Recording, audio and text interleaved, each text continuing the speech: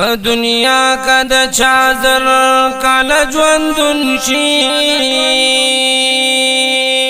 خو اخیر به ملما پکور بلتون شي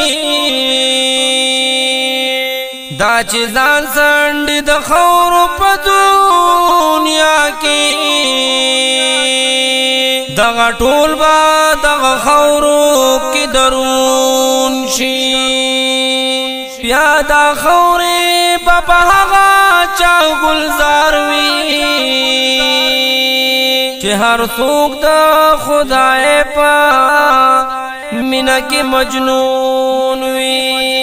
دنیا کم سړی په سر ځان سره یوړه